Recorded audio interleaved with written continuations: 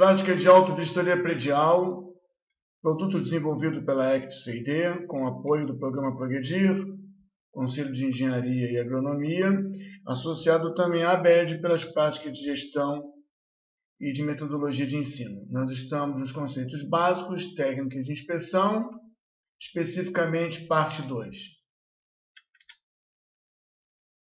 Nosso trabalho está desenvolvido nas técnicas de inspeção e você pode verificar isso com mais detalhes no livro Inspeções de Instalações Elétricas, Metodologia e Resultados, que, embora aplicado às instalações elétricas, ele tem as técnicas bem detalhadas.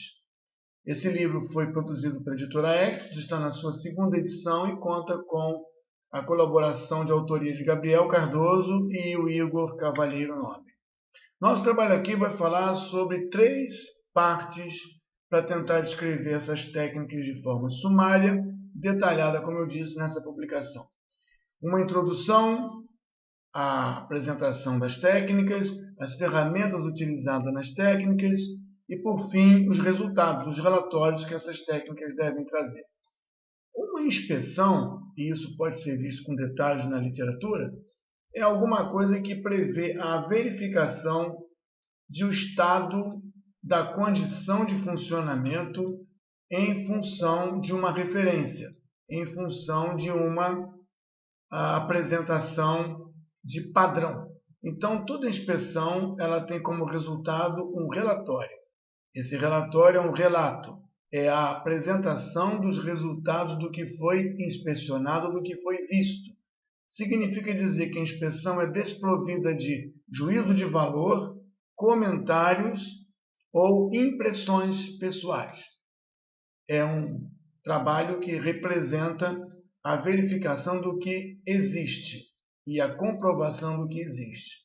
Para isso, nós podemos falar que a inspeção ela traz um objeto a ser inspecionado e as definições também desse trabalho. As definições são utilizadas para verificar. Então, chamamos a atenção aqui das premissas para o trabalho de inspeção.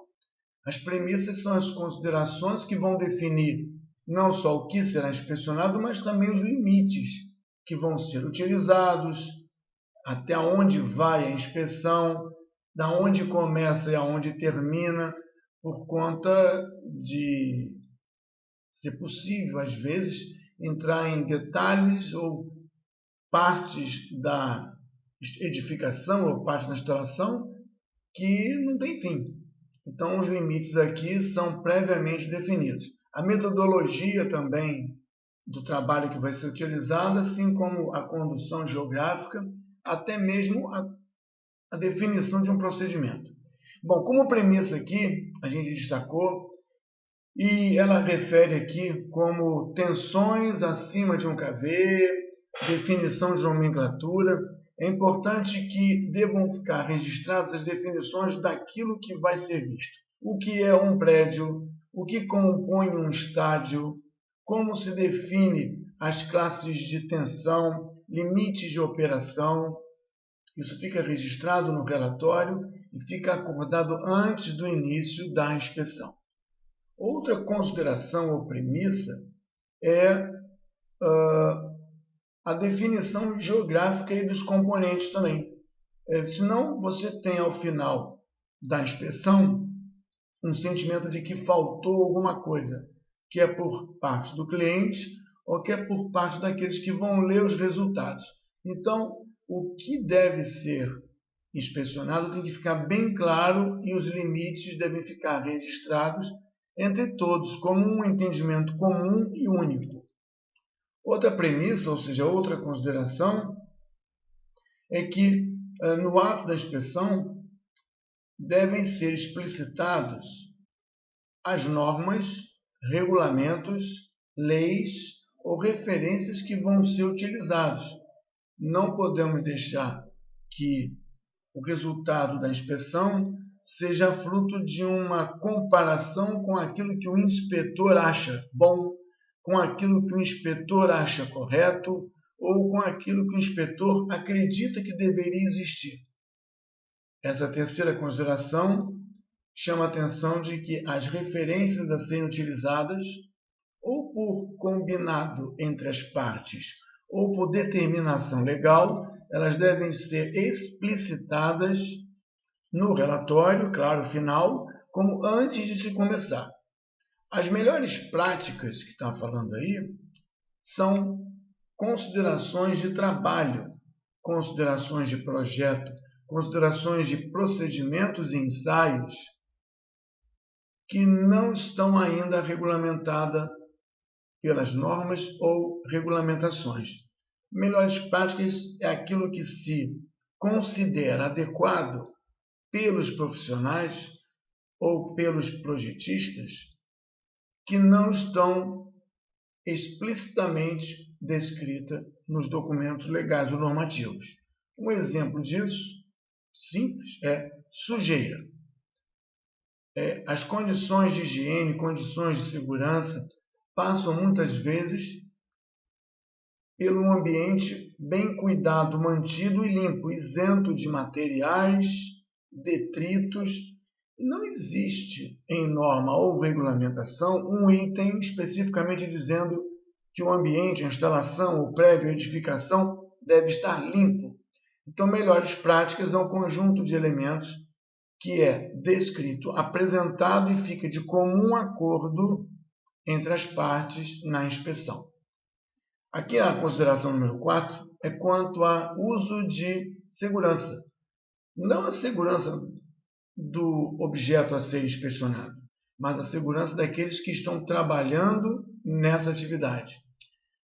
Deve ficar claro que os profissionais que vão atuar no ato da inspeção, da vistoria, estão atendendo às condições de segurança. Condições de segurança é um item obrigatório, quer por normas de trabalho, quer por conduta profissional, quer pelo Conselho de Engenharia e no Conselho de Agronomia, ou até mesmo o Conselho de Arquitetura.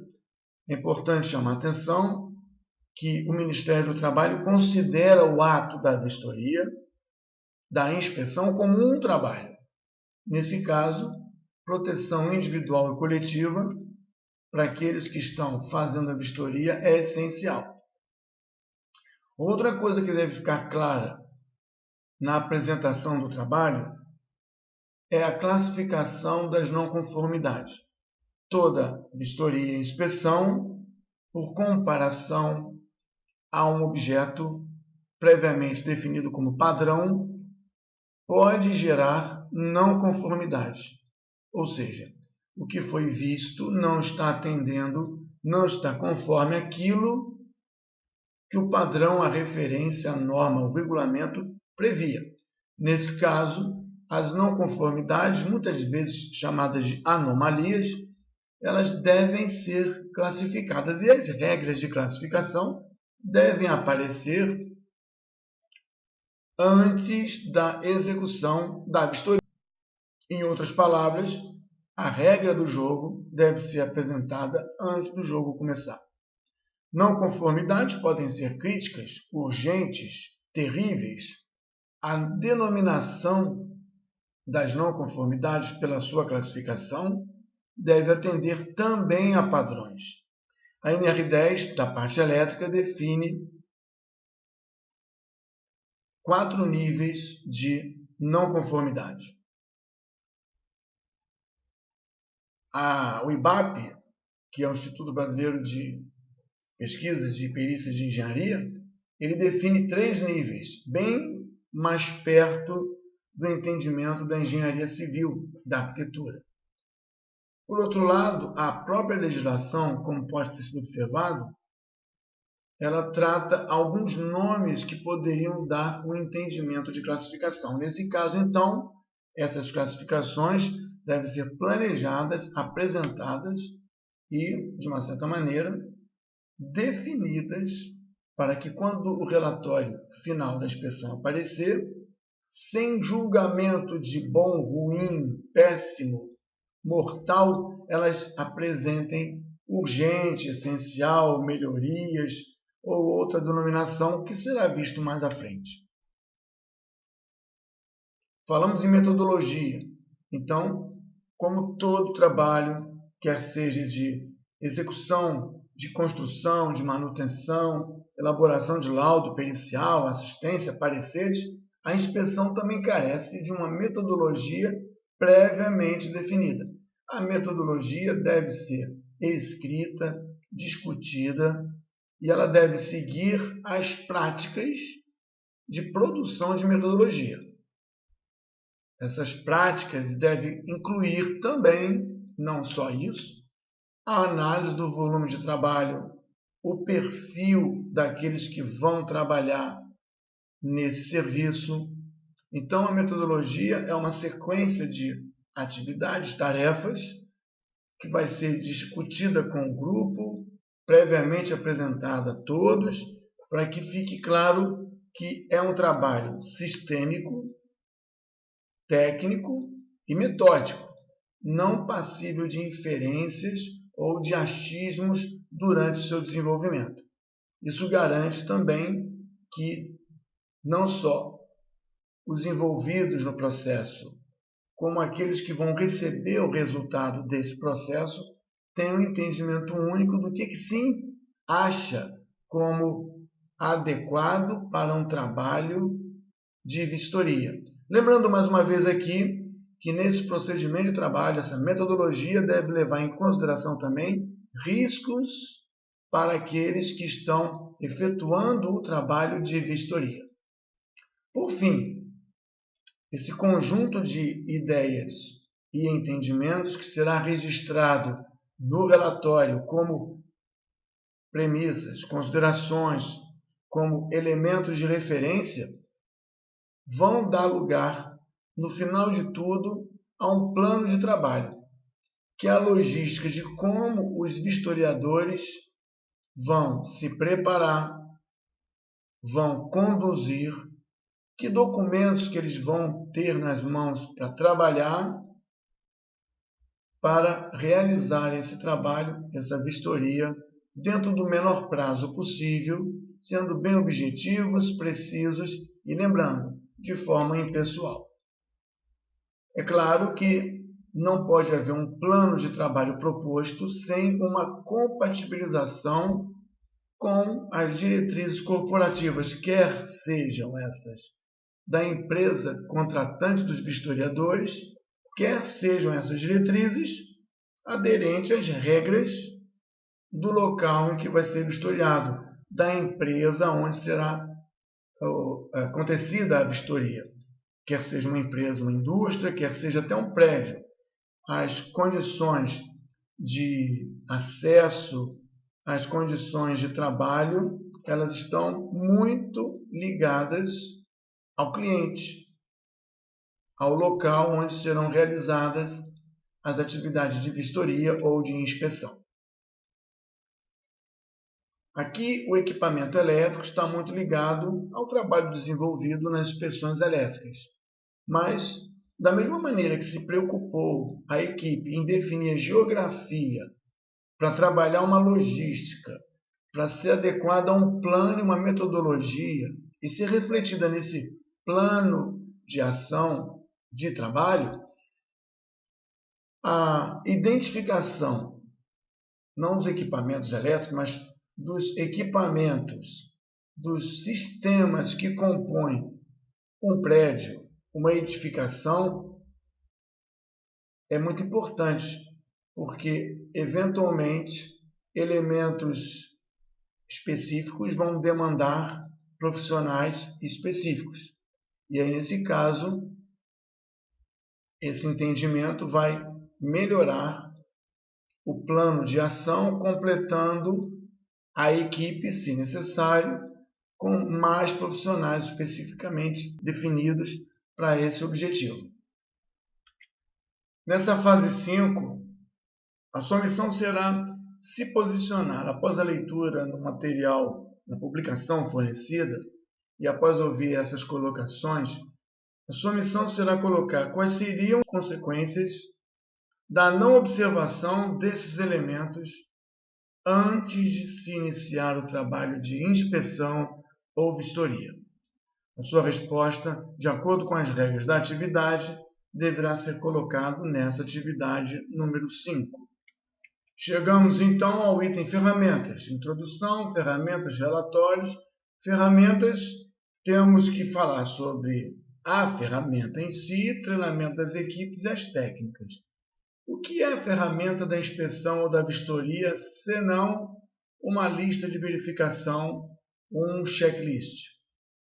Não existe ainda outro meio de você verificar se aquilo está conforme ou não está conforme, se aquilo chegou ou não chegou, se aquilo está ou não está ali. A única maneira de você desenvolver esse trabalho de vistoria é através do checklist ou da lista de verificação. Isso é um documento, um papel, um sistema que permite você marcar ou sim ou não, ou atende ou não atende, ou está conforme ou não está conforme, ou está seguro ou não está seguro. E esse trabalho, como já foi falado várias vezes, tem que ser rápido, preciso e impessoal. Rápido, para que atrapalhe pouco o ambiente em que o profissional vistoriador está. Preciso, para que ele vá apenas no que tem que ser visto e não fique divagando, inventando ou procurando outras coisas. E impessoal, porque ele não pode ficar trabalhando, julgando e emitindo expressões de bom ou mal, ruim ou péssimo, ou maravilhoso. Ele tem que ser impessoal. E aí nós temos técnicas para produzir uma lista de verificação. Nosso trabalho nesse treinamento também passa pela produção ou verificação de listas de inspeção.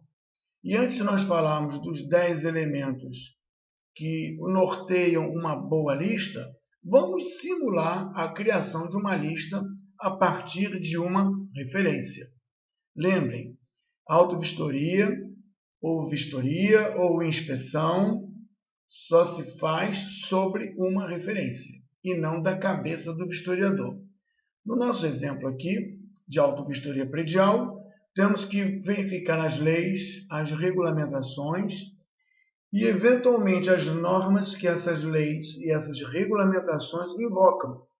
E, a partir delas, construir uma lista que da norma ou da regulamentação apresente apenas o que interessa à legislação. Vamos ver isso na construção de uma lista de verificação a partir de uma referência aleatória. Nós escolhemos aqui uma norma brasileira ligadas a resíduos sólidos na construção civil e resíduos inertes, aterros.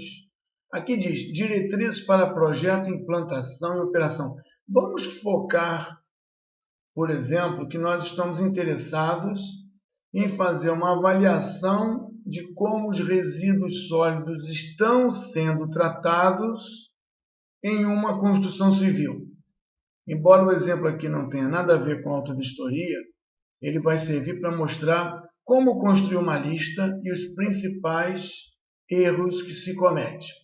Bom, se é implantação e a norma é bem cumprida, eu tenho que me ater à implantação e não a elementos de projeto.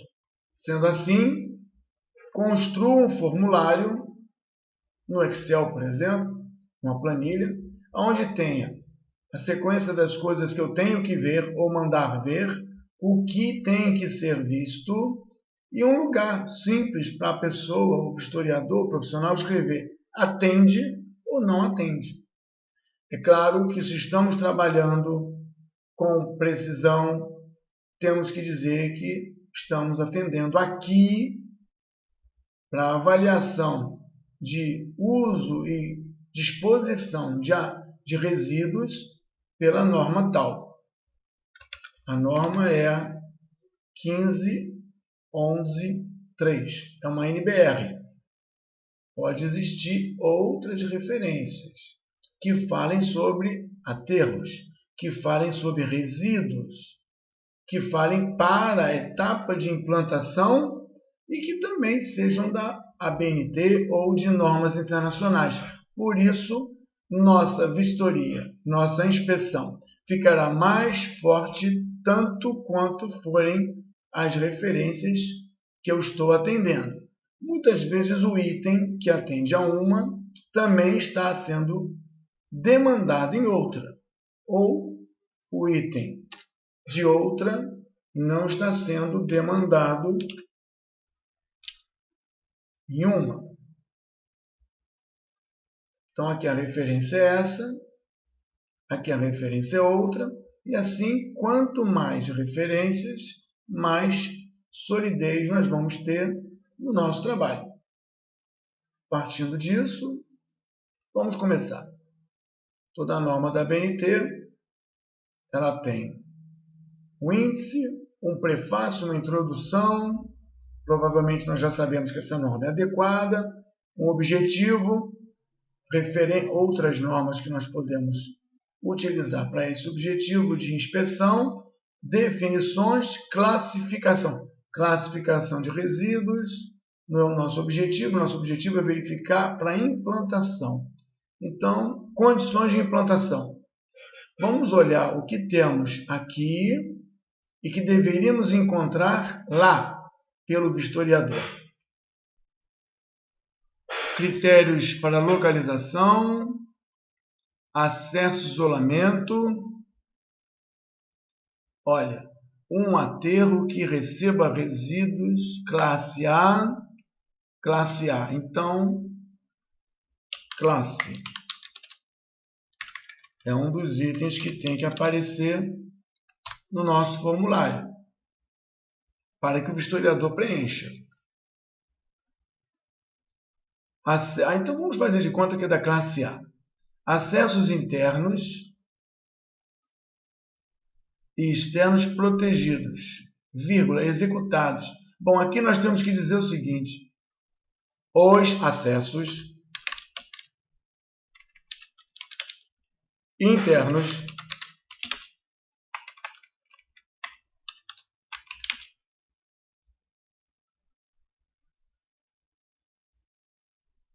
permitem sua utilização sob quaisquer condições climáticas. Podem ser utilizados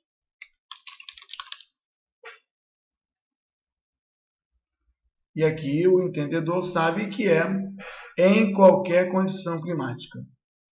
Então, podíamos escrever aqui em qualquer situação.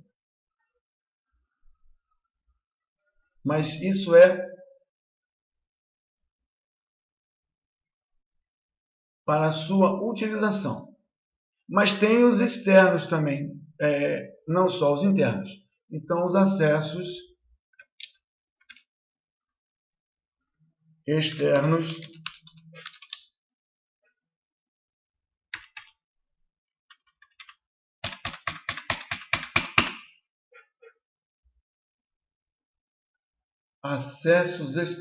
podem ser utilizados em qualquer situação.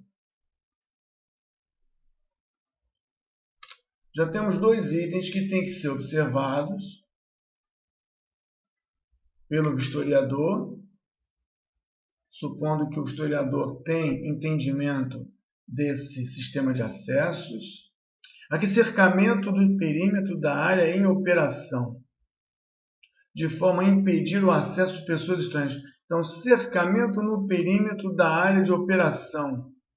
Então, existe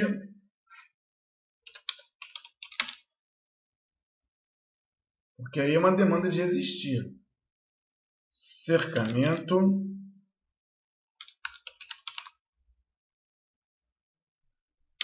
no perímetro. Mas cercamento para impedir acesso a pessoas. Existe cercamento no perímetro para restrição de acesso. Então, já temos aqui com duas referências da norma que têm que ser atendidos por conta de acesso, isolamento e sinalização. Bom, se eu tenho isso aqui, eu posso já classificar aqui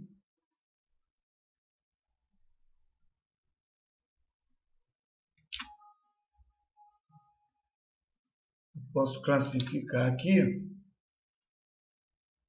para estruturar tanto para o nosso amigo historiador como para entendimento, que isso aqui é para acesso, classificação, acesso, isolamento e sinalização. Já pegamos alguns itens, vamos ver outro aqui. Portão junto ao qual seja estabelecida uma forma de controle de acesso. Então, tem que existir portão na qual seja estabelecida uma forma de controle para restrição de acesso.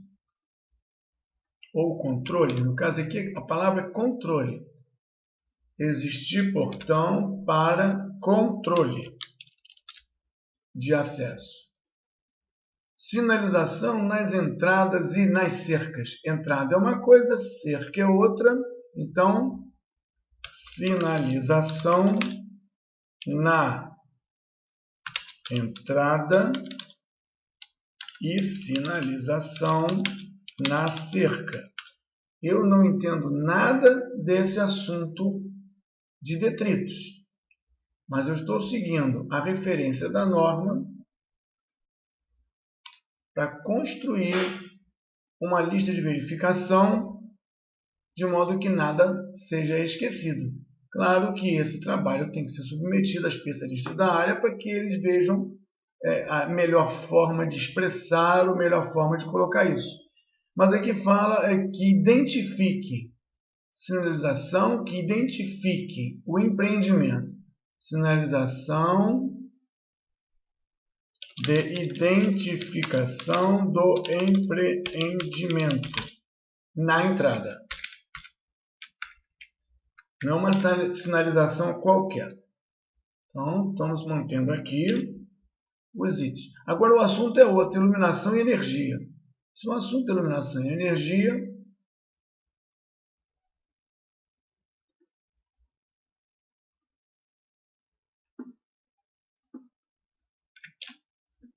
passamos agora a ter outro conjunto de coisas a serem observadas. Vou continuar aqui, parando a gravação, depois voltamos para prosseguir um trabalho sobre essa lista.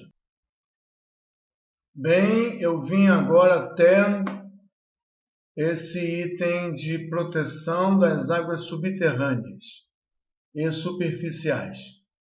Nesse momento aqui, a gente vai parar para analisar todos os elementos que eu consegui retirar, lembrando mais uma vez que a tradução da norma para um checklist possui algumas considerações.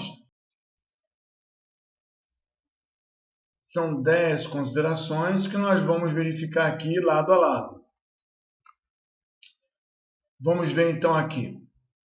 1 a 10, o item da lista deve ser assertivo, não dando entendimento a duplo significado ou entendimento. Assertivo é leio e entendi. Os acessos internos podem ser utilizados em qualquer situação. Sim ou não? Sim. Tem que ficar fácil para o vistoriador preencher. Nesse caso, assertivo. Existe, o acesso pode, existe, sinalização de identificação, está muito vago, então, existe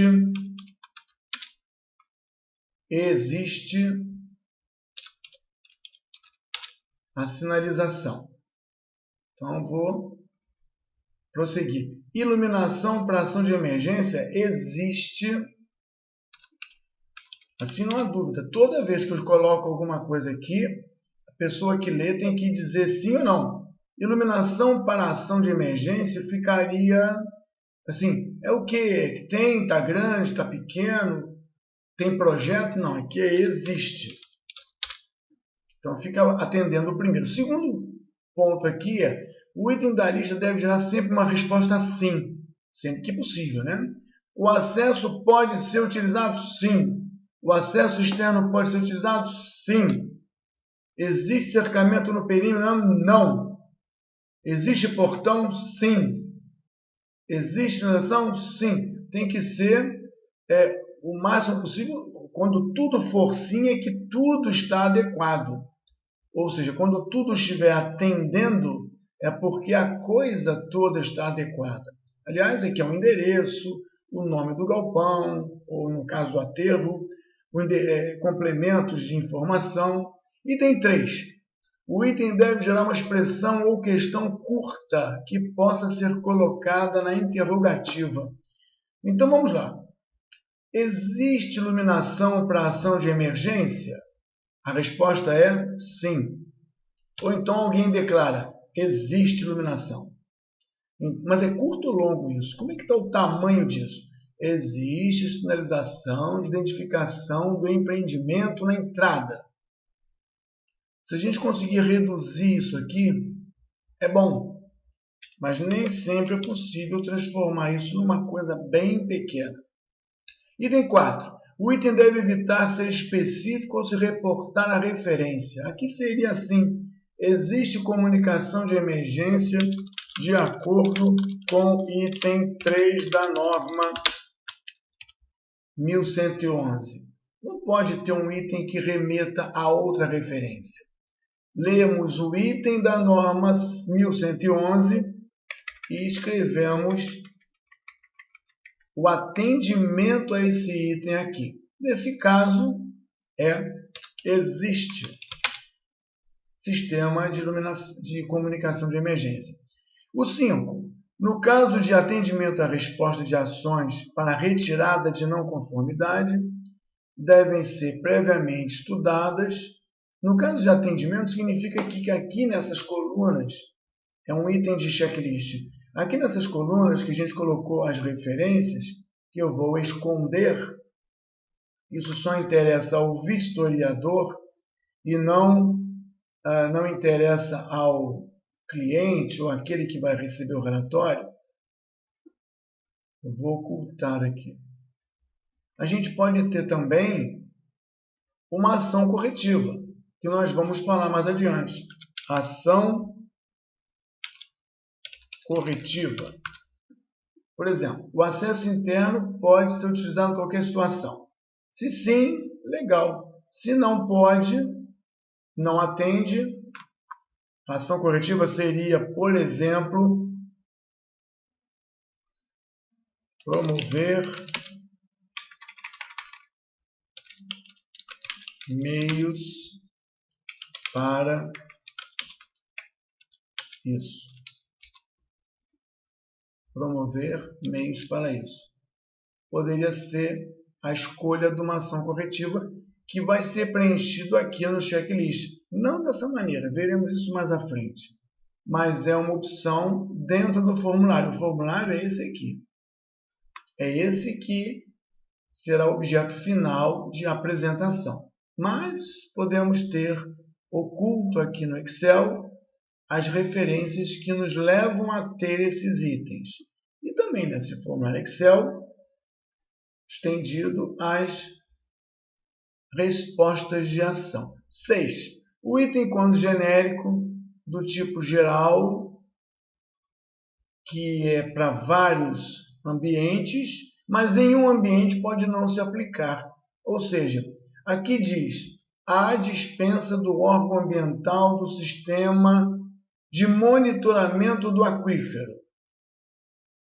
Algumas condições dispensam o aterro de ter isso.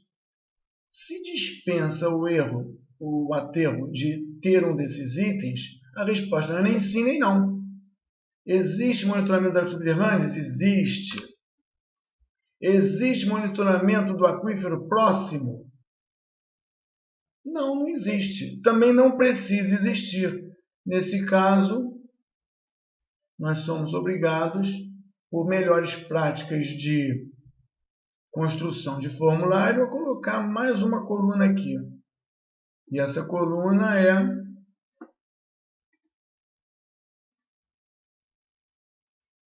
não se aplica. Então, aqui não se aplica. Não se aplica esse sistema de monitoramento. Mas aí, se não se aplica, a pergunta é: tem dispensa do órgão ambiental? Não tem. Embora não se aplique, ele deveria ter. Isso aqui é uma não conformidade, e aí nós teríamos naquela coluna assim, providenciar a licença, providenciar a dispensa. Mas fica claro aqui que nós temos mais uma coluna com o objetivo de abrigar as exceções. Então aqui nós estamos atendendo o que não tinha antes, passou a ter. Item 7. O item deve ser numerado. Ok, está numerado aqui para ficar bem organizado. E também ter uma identidade clara. O item 1 do formulário 2. O item, sempre que possível, deve ser agrupado em categoria. Eu já agrupei em categorias, ou equipamentos, ou geográfico. Aqui, térreo, primeiro piso, terraço, telhado. Então, nós estamos atendendo a essas melhores práticas. E 10. Todos os itens devem possuir justificativa. E nós tomamos o cuidado de colocar aqui a justificativa. Por quê? Porque quando alguém questionar que nós fomos exagerados aqui, preciosos aqui, extrapolando ideias aqui, nós não extrapolamos ideias. Nós usamos essa referência internacional, usamos essa referência do Ministério do Trabalho. Então está bem explicado aqui por que esse item existe.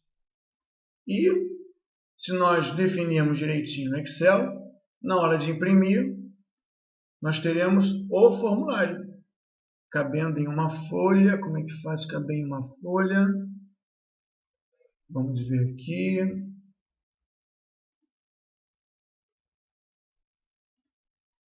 Para uma folha. Pronto. Imprimiu o formulário daqui.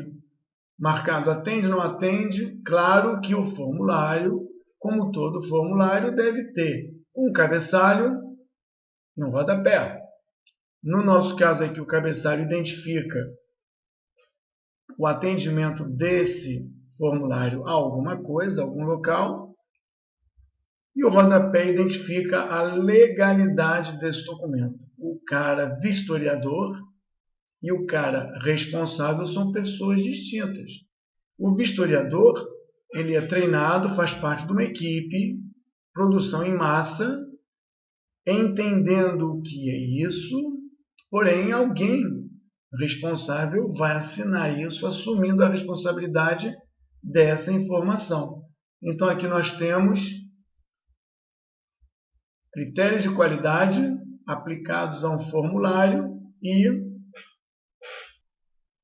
podemos prosseguir explicando que a identificação do documento deve prever alguns itens mínimos e, no caso, esses itens mínimos são alguns itens mínimos de práticas de identificação, mas existem itens que são demandados pelas referências, por exemplo, pela legislação, pela norma, pela regulamentação ou pelo cliente.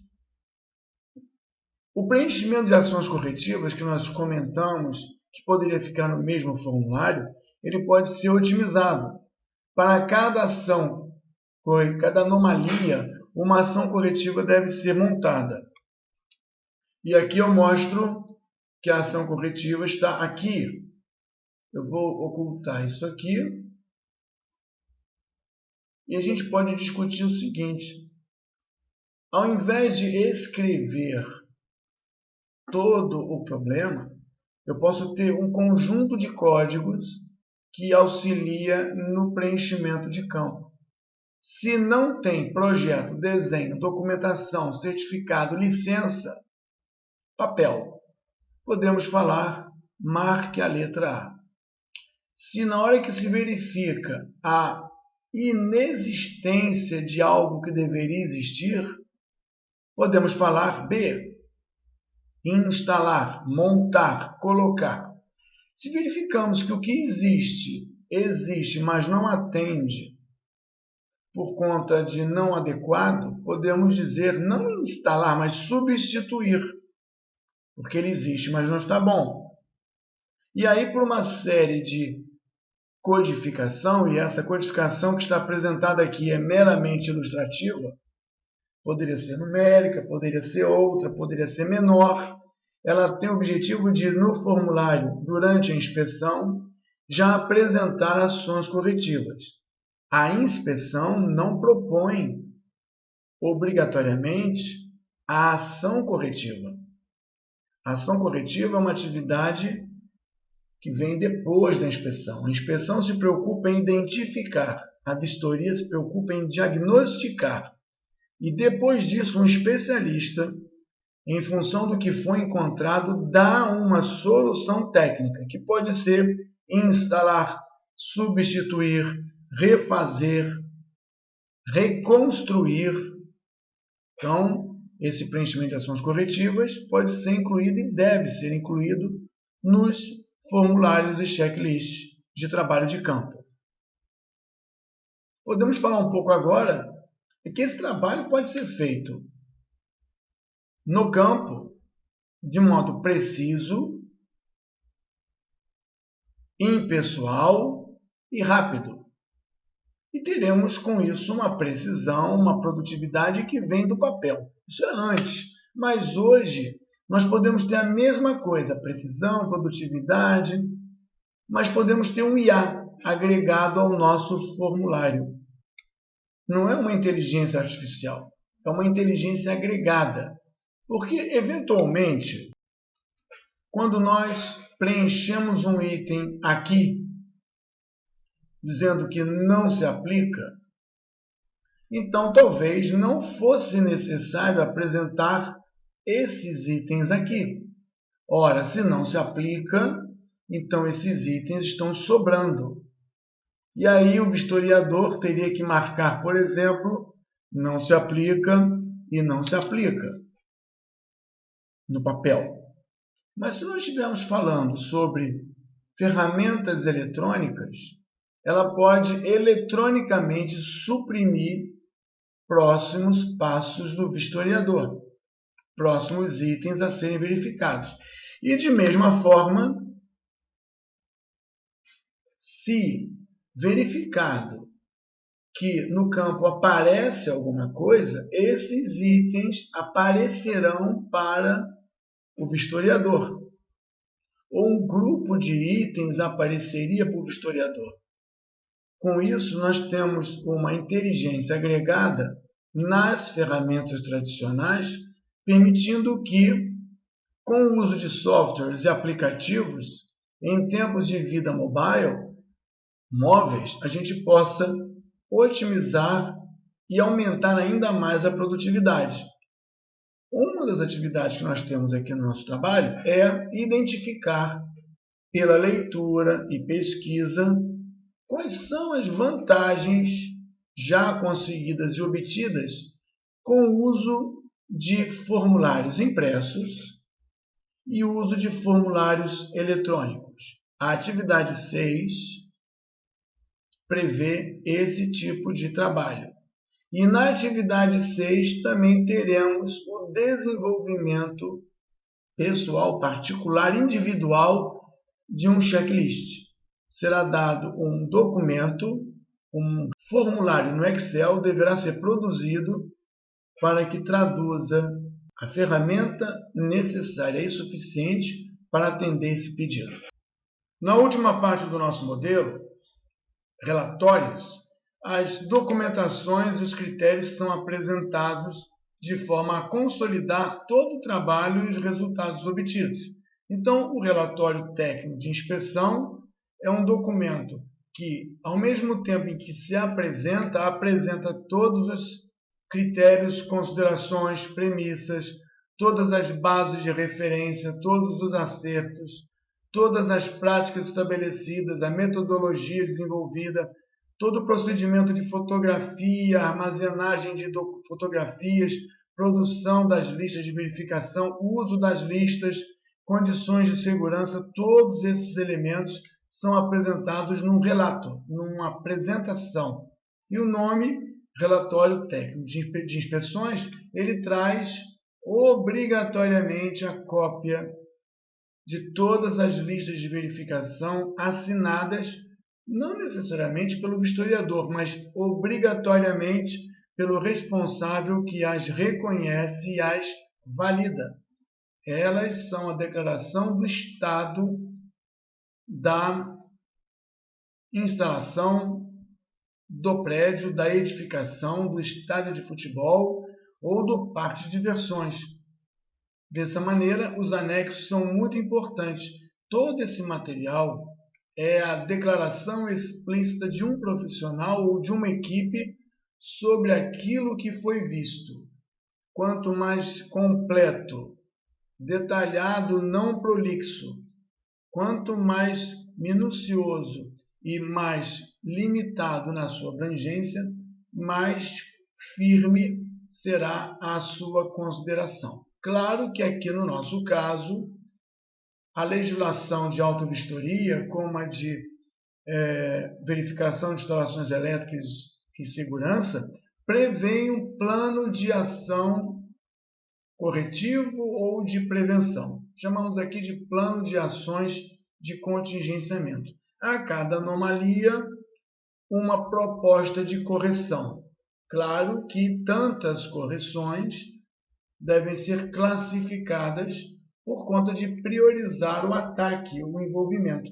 Na autovistoria predial, existem preocupações quanto ao limite em que aquela anomalia pode ser encarada como aceitável. Então, nosso conjunto de trabalho prevê documentos e, ao final, um plano de ação para colocar as orientações, recomendações, ações corretivas em um calendário, uma agenda de limite de aceitação.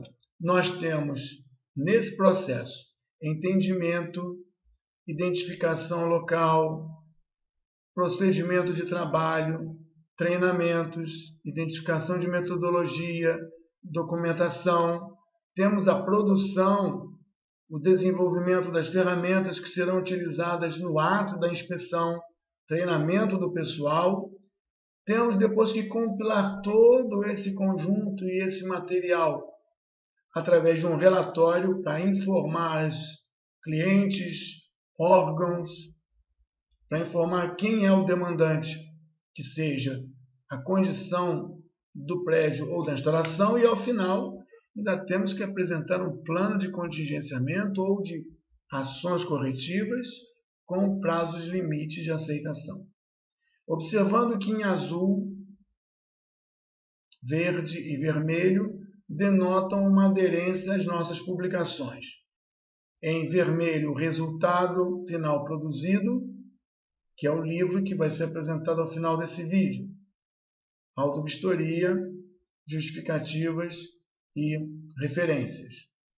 O verde, que é o livro que está sendo apresentado agora, que é o passo a passo para a produção da inspeção da vistoria. E o azul, que são os fundamentos que levaram para a autovistoria predial. Na 7ª atividade, o nosso participante tem para a nossa vistoria quais são as legislações ou regulamentações que invocam essa autovistoria. Quais são as considerações que ele vai ter que fazer na vistoria de um prédio. Ainda, que tipo de formulário deverá ser utilizado e por quê? E, por fim, como deve ser apresentado ao administrador do imóvel ou ao síndico esse plano de ação. E onde tudo isso se enquadra numa proposta de assessoria.